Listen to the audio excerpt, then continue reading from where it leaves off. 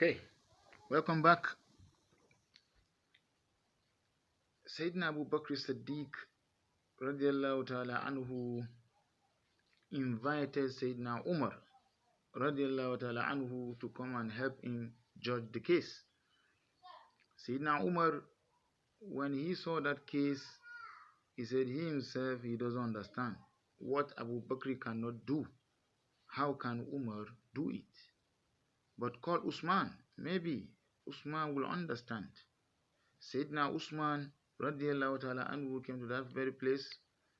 He himself, when he saw that case, he could not judge.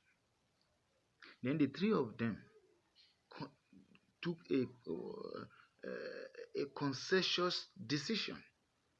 They said, invite Imam Ali, karramallahu ta'ala waja'u. These are one of the virtues of Sayyidina Ali. The Prophet ﷺ said, the best judge among you is Ali, karramallahu ta'ala waja'u. When he was invited to the court of Sayyidina Abu Bakr Siddiq radiallahu ta'ala anhu, and this case was presented before him, a very famous scholar known as Sheikh Muhammad Asrar Rasheed in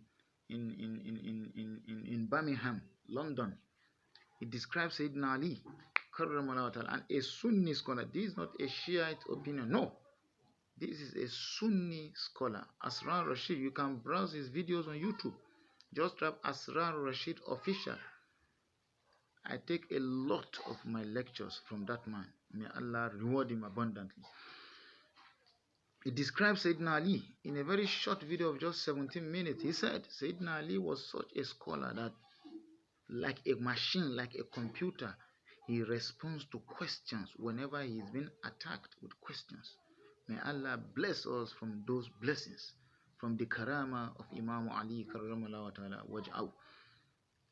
This case was presented to Sayyidina Ali karramallahu ta'ala waj'ahu. When he looked at that case, immediately he said the child belongs to the second husband. Sayyidina Abu Bakr wondered, Ya Ali, how did you come to this conclusion? He said he related two verses of the Holy Qur'an together, and was able to deduct that within 6 months a child could be born. The first verse was in Surah alBaqarah, where Allah is saying subhanahu wa ta'ala,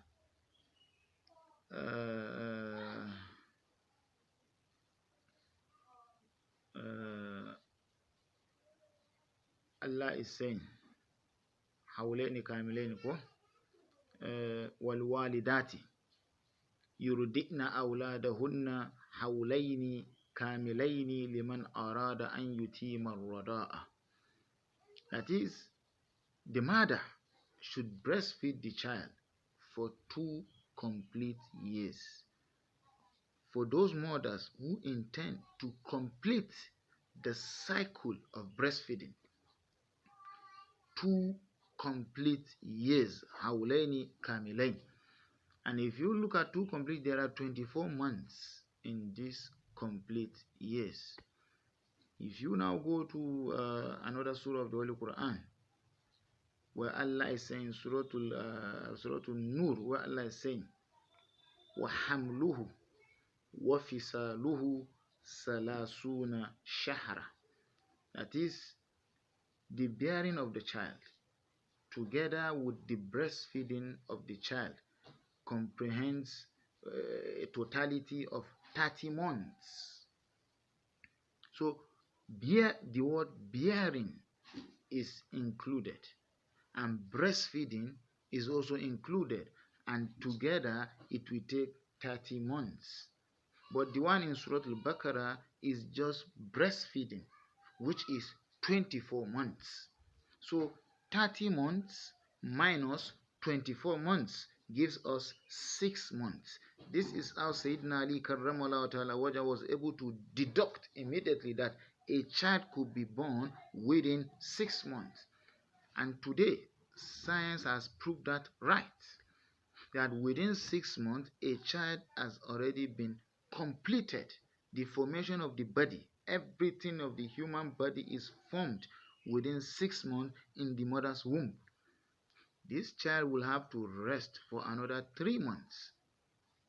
making 9 months, and then the child will come down to the earth. But those that Allah did not give the permission to rest, immediately the body is formatted, Allah gives them the permission to come to the earth. These ones are going to be born within 6 months. That was what happened. That was what happened in the case of that child. This is another level of interpreting the Quran among ourselves, starting from who? Imam Ali, karramallahu ta'ala waja'u, flowing down to this generation. Those people who inherited the keys of knowledge from the hands of the predecessors, the people that inherited this the same way that Imam Ali inherited this knowledge from the Prophet. Imam Ali said the Prophet taught him gates of knowledge, more than 1,000 gates of knowledge.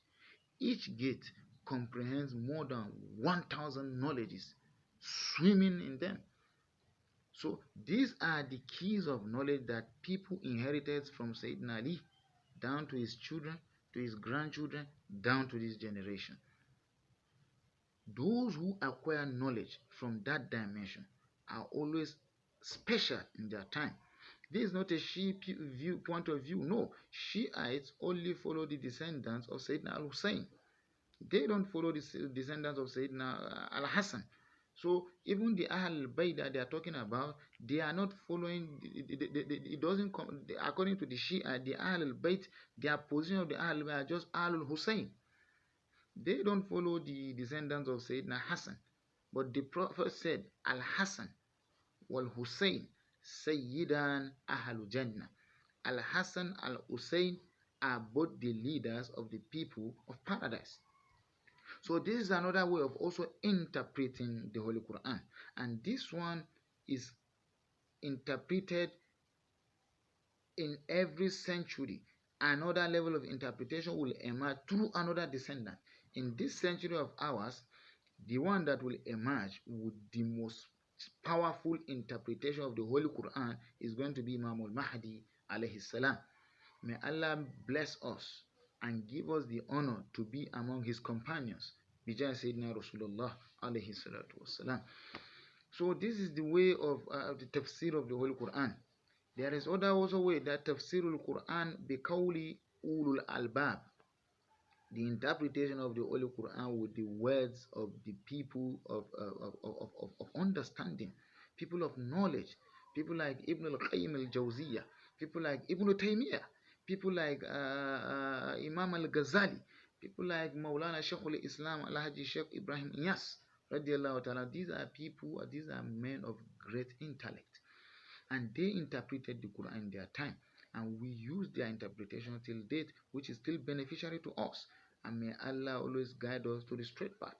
We don't select scholars. No, you can be anything, any akida, so long you can offer a just interpretation of the Holy Quran without being biased or favoring a group of people and then condemning another group. If you can be that just, we will take your interpretation, because we take things that are just, because Allah is just, the Holy Quran is just, and the scholar that will teach the Holy Quran must have to be just. Otherwise, there's a hadith, the Prophet ﷺ said, Man fassara al-Quran bil ra'i falyatabawwa maq'adahu fin-nar. Whoever interprets the Quran with his own personal ra'i, desire, such a person will have to seek for a plot for himself in the fire of hellfire, in the hellfire. May Allah protect us from such things. May Allah protect us. Teaching the knowledge of the Holy Quran is one of the best things to do in life, but any intentional mistake in it is one of the deadliest sins in existence. May Allah protect us from committing such sins. So these are various ways of interpreting the Quran. We will do our best using the works of, by using our researches from the works of from the Quran itself, to the Sunnah of the Prophet, to the words of the Sahaba, to the words of the Ahlul Bayt, to the words of the Ulul Albab, up to this generation of ours. All our previous generation scholars, whatever ways they use to interpret the Quran is Ibn Kasir, Jalalaini, Imam As-Sayuti, Imam Qurtubi, Imam Swawi, Imam Zahabi, and so on. We will use their interpretation in presenting these videos by the grace of Allah subhanahu wa ta'ala. So for those of you who are interested in this lecture, you should consider to subscribe this channel so that we will continue to be releasing our subsequent videos on the tafsir of the Holy Quran in Akhirul Zaman. May Allah accept this from us as an act of ibadah. May Allah make it a way for us to end the shifa'ah of the Holy Quran and the shifa'ah of the Ahlul Bayt and the shifa'ah of the Holy Prophet Muhammad sallallahu alaihi wasallam, both in this life, in our graves, on the day of judgment, even in paradise, even in the Father of Allah and His Messenger. Bija Sayyidina Rasulullah alayhi salatu wasalam.